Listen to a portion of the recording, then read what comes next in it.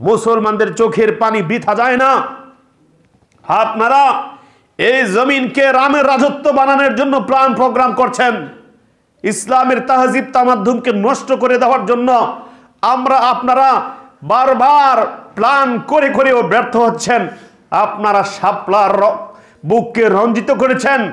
আপনারা পিলখানায় বিডিআর বিদ্রোহের নামে বাংলাদেশে দেশপ্রেমিক সেনাদেরকে, অফিসারদেরকে আপনারা গুলি করে হত্যা করেছেন, ঠিক কি নয়?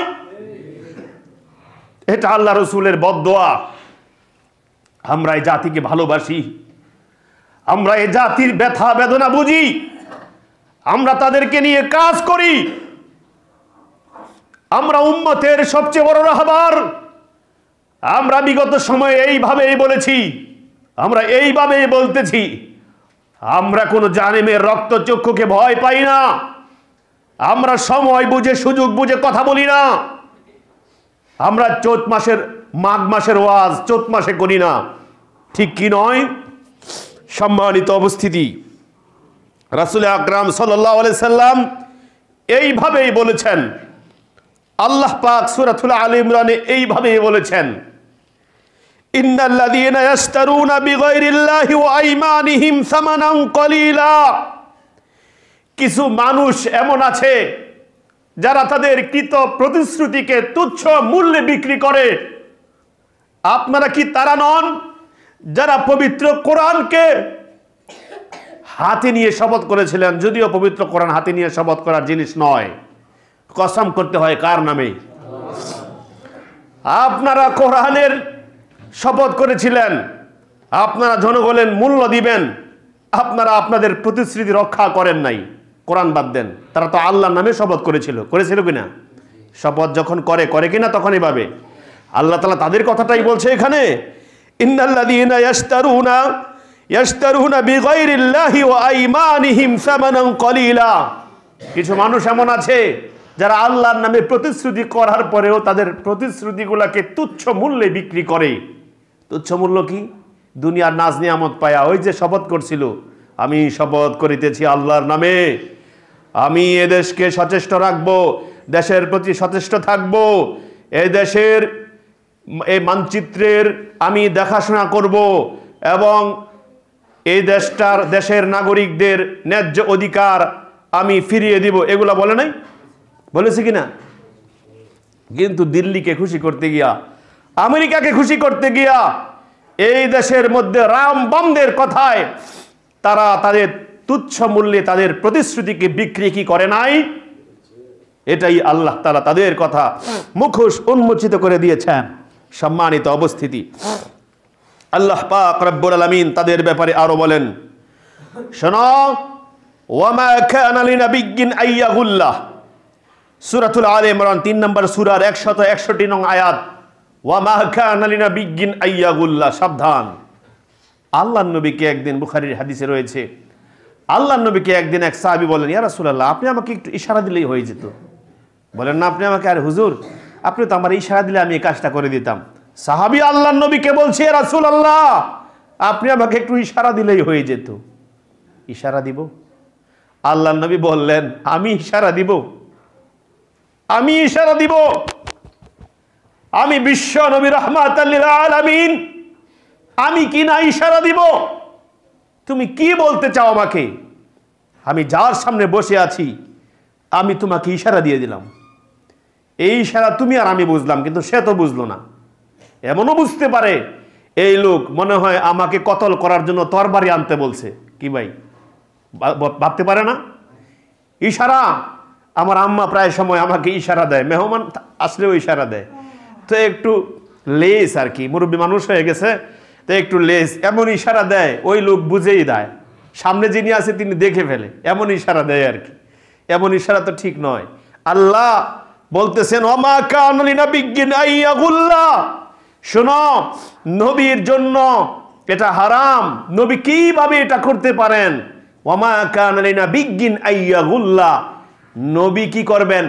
কোনো কিছু খেয়ানত করবেন, নবী কোনো বিষয় গোপন করবেন, এটা কিভাবে হতে পারে? নবী কোনো বিষয় গোপন করবেন, এটা নবীর চরিত্রেই নাই। বলেন সুবহানাল্লাহ। ওয়া মান ইয়াগলুল ইয়াতি বিমা গাল্লা ইয়াউমাল কিয়ামা, যে ব্যক্তি অন্যায়ভাবে কোনো কিছু গোপন করবে, যে ব্যক্তি অন্যায়ভাবে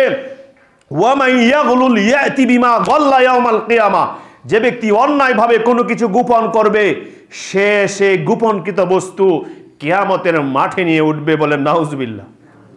ওমা কানা লিনাবিয়্যিন আইয়াগুল্লাহ, নবীর জন্য এটা কিভাবে হতে পারে? নবী কোনো কিছু গোপন করবেন, তোমরা এটা ভাবছো কি করে? শুনে রাখো, মনে রাখো, ওমা ইয়াগলুল ইয়াতি বিমা গাল্লা ইয়াউমাল কিয়ামা, ওমা ইয়াগলুল যে ব্যক্তি অন্যায়ভাবে কোনো কিছু গোপন করবে, ওমা ইয়াগলুল ইয়াতি বিমা গাল্লা ইয়াউমাল কিয়ামা, সে তার গোপনকৃত বস্তুটা নিয়ে কিয়ামতের মাঠে উঠবে। আমি এটা ভেবে পাই না, আপনারা বিধবার ভাতা মেরেছেন, আপনারা দরিদ্রের ঘরের টিন মেরেছেন, আপনারা ব্রিজের রড মেরেছেন, সিমেন্ট মেরেছেন, আস্তর বালি মেরেছেন, সিলেকশন মেরেছেন, পাথর মেরেছেন, আপনারা ব্রিজের পিলার মেরেছেন, ব্রিজের পিলার 3টা কম দিয়েছেন। আমি যখন গাউসিয়া দাঁড়াই, আমি যখন কুড়িল বিশ্ব রোডের কাছে দাঁড়াই, এই পিলারগুলো দেখে দেখে বলি, একটা যদি আমার মাথায় দেওয়া হয়, আমি এটা কিভাবে বহন করব? আমার আফসোস হয়। ওমাই ইয়াগলুল ইয়াতি বিমা গাল্লা ইয়াউমাল কিয়ামা, অন্যায়ভাবে আপনি যা গোপন করেছেন, যা আত্মসাৎ করেছেন, এই গোপনের মানে কি? আত্মসাৎ। গোপনের মানে কি? যা আপনি আত্মসাৎ করেছেন, আর প্রত্যেকটা জিনিস নিয়ে হাসরের মাঠে আপনি উঠবেন। পারবেন তো? যত বেশি গোপন করবেন, যত বেশি আত্মসাৎ করবেন, তত বেশি আপনি সেদিন বহন করবেন। আল্লাহ আমাদেরকে ক্ষমা করুন, বলুন আমিন। সম্মানিত উপস্থিতি, আল্লাহ রসুল সাল্লাল্লাহু আলাইহি ওয়াসাল্লাম এইভাবেই বলেছেন, আল্লাহ এইভাবেই বলেছেন। আল্লাহ বলেন সূরাতুল মুমিনের 18 নং আয়াতে, ওয়ানযিরহুম ইয়াউমাল আজিফাতি ইযিল কুলুবু লাদাল হানাজিরি কাযিমিন, হে নবী আপনি তাদেরকে বলে দিন, সেদিন সম্পর্কে তাদেরকে ভয় দেখান। কোন দিন? ইয়াউমাল কিয়ামাতি ইযিল কুলুবু লাদাল হানাজিরি কাযিমিন, যেদিন এই সমস্ত জালেমদের কলিজা তাদের মুখের সামনে চলে আসবে। বলে নাউজুবিল্লাহ। কলিজা মুখের সামনে, চোখের সামনে চলে আসবে, সেই দিন সম্পর্কে তাদেরকে ভয় দেখান। লোকেদেরকে দুঃখ হজম করে আপনি সেদিন চুপচাপ দাঁড়িয়ে থাকতে দেখবেন। এই দাম্ভিক অহংকারীরা, তাদেরকে আপনি এখন চুপচাপ দাঁড়িয়ে থাকতে দেখেন এজলাসে। কি বলেন?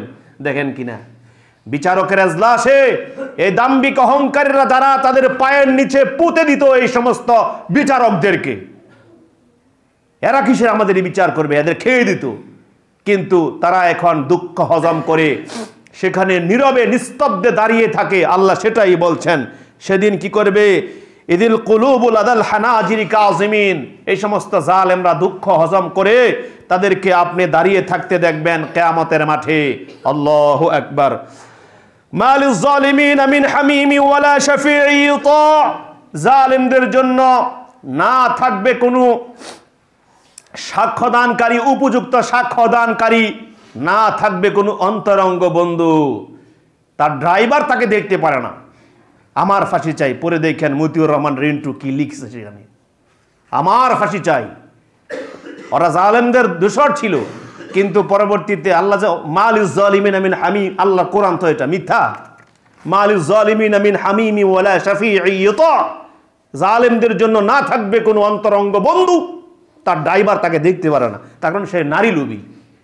সে জানে তার নেতা নারী লোভী, তার পিএস তাকে সুযোগ পেলে ভরে দিবে।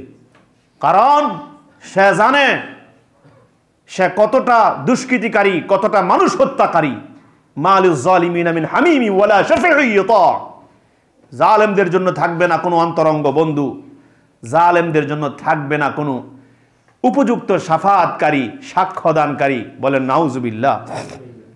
শুনে রাখো ওহে মুসলমান জাতি, আল্লাহ পাক রব্বুল আলামিন সূরাতুন নাহলের 125 নং আয়াতে বলছেন, ওয়া ইন আকাবতুম ফাআকিবু বিমিসলি মা উকিবতুম বিহি, তোমরা প্রতিশোধ গ্রহণ করো ঠিক ততটুকু যতটুকু তোমাদের উপর অবিচার করা হয়েছে।